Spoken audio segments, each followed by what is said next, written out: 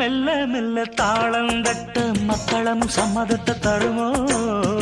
கச்சேரிய நானும் வைக்கும் நாள் வருமோ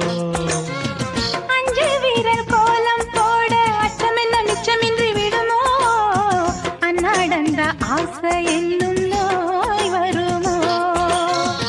மொட்டு விரிந்தால் வண்டுதான் முத்தம் போடாதா